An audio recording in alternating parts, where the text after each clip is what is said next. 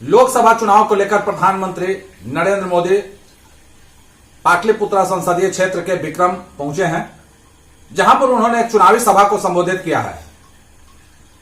चुनावी सभा को संबोधित करते हुए प्रधानमंत्री नरेंद्र मोदी ने कहा, साथियों, ये इंडी गठबंधन वाले देश को डराते थे, देश को ऐसा डराते थे और 70 साल से डराते थे।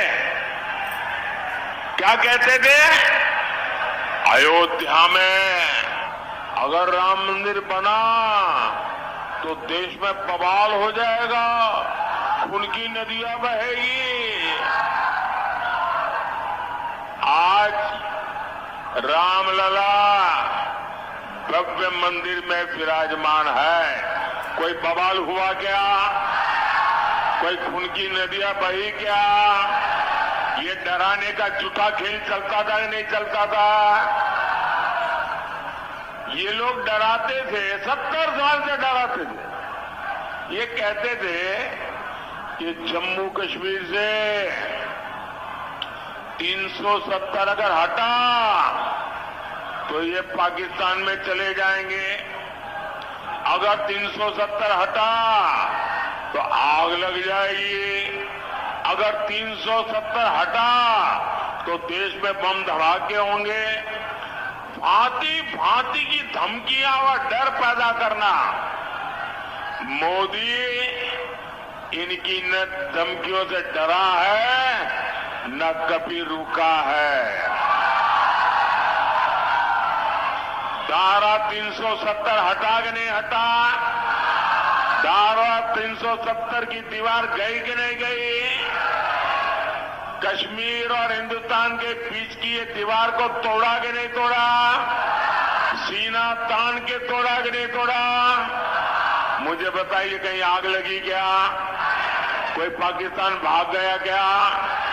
देश में बम धमाके हुए क्या? डराते थे। साथियों, ये डरपोक कांग्रेस और ये डरपोक आरजेडी वाले अभी क्या कह रहे हैं?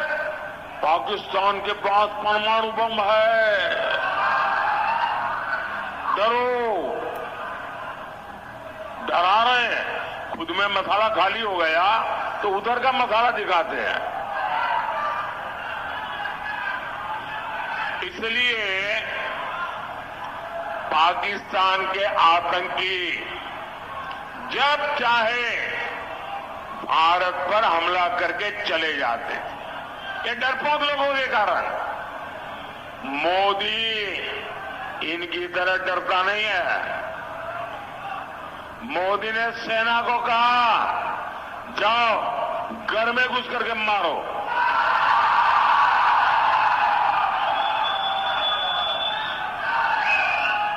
आज पाकिस्तान कुछ करने से पहले 100 बार सोचता है। इसी कांग्रेस के राज में, आरजेडी के राज में ये नक्सलियों ने सबको डरा करके रखा था। मोदी डरता नहीं। आज नक्सलियों की सभाएं पुरजोश चल रही है। साथियों, यही इंडी वाले एक और धमकी देते थे। ये कहते थे कि बड़े भ्रष्टाचारियों पर हाथ डालो तो मोदी की कुर्सी हिला देंगे। मोदी डरता नहीं है। जिसने चोरी की है, जिसने गरीब को लूटा है, और कितना ही बड़ा शहंशाह क्यों न हो, कितना ही बड़ा शहजादा क्यों न हो, कितना ही बड़ा अपने आप को तीसमार का क्यों न मानता हो, उसको जेल जाना पड़ेगा, जेल में जीना पड़ेगा।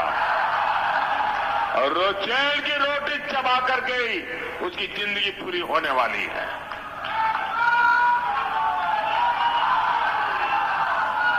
मुझे बताओ भाई, अगर कोई लूट करता है, आपके हक का छीन लेता है, तो छोटे लोगों को तो जेल में बंद करने के लिए कोई चिल्लाता नहीं है।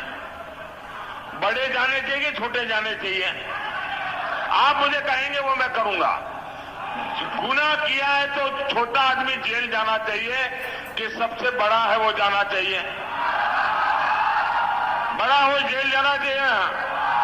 तो मैं बड़ों को भेज रहा हूं तो अच्छा कर रहा हूं ना, सही कर रहा हूं ना। और मैं आज बिहार के लोगों को एक और गारंटी दे रहा हूं। जिन्होंने बिहार के गरीबों को लूटकर नौकरी के बदले जमीन लिखवाई है,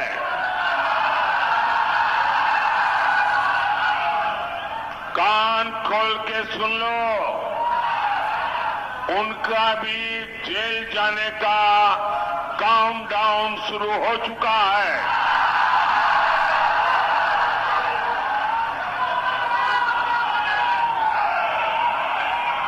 ये क्यों? यहां इतनी बड़ी संख्या में मेरी माताएं बहनें आई हुई है। उनका जीवन आसान बनाना गरीब के इस बेटे का संकल्प है। इसलिए मोदी ने मुफ्त अनाज और मुफ्त इलाज एक गारंटी दी है। अब तो मोदी माताओं बहनों को और भी गारंटी दे रहा है। पहली गारंटी, आने वाले सालों में 3 करोड़ बहनों को हम लखपति दीदी बनाएंगे। आने वाले दिनों में हर परिवार में जो बुजुर्ग है, 70 साल से ऊपर है, अगर वो बीमार है, इलाज की जरूरत है, तो उनके बेटे बेटी को इलाज का खर्चा नहीं करना पड़ेगा। ये दिल्ली में आपका बेटा इसका खर्चा करेगा। और एक काम मैं आपके लिए करना चाहता हूं, मैं आपका बिजली का बिल 0 करना चाहता हूं। और इसलिए हमने पीएम सूर्यघर मुफ्त बिजली योजना बनाई है। और मुफ्त घर बिजली योजना में आप अपने लिए तो मुफ्त में बिजली उपयोग करेंगे, ज्यादा बिजली आप बेच सकेंगे। और इसके लिए सरकार सोलर पैनल लगाने के लिए 75,000 रुपये तक की आर्थिक मदद हर परिवार को करेगा। 75,000 रुपया। और अपने राजनीतिक स्वार्थ के लिए कुछ भी कर सकते हैं। ये लोग बिहार और बिहारियों के अपमान के खिलाफ आवाज तक उठाते नहीं है। कांग्रेस के पंजाब के नेता ने बिहार से वहां काम करने गए, वहां मेहनत करके ईमानदारी से जीवन जीने वाले हमारे बिहारी मजदूर भाई बहनों का घोर अपमान किया, भद्दे शब्दों में अपमान किया। कहा अब हम उन्हें बिहारियों को पंजाब में घर नहीं देने देंगे, घुसने नहीं देंगे। कांग्रेस के मिनिस्टर ने कहा है, कांग्रेस के शाही परिवार ने इसके विषय में मुंह पे ताला लगा दिया है। चुनावी सभा को संबोधित करते हुए प्रधानमंत्री नरेंद्र मोदी ने कहा कि चोरी करने वालों का काउंटडाउन शुरू हो गया है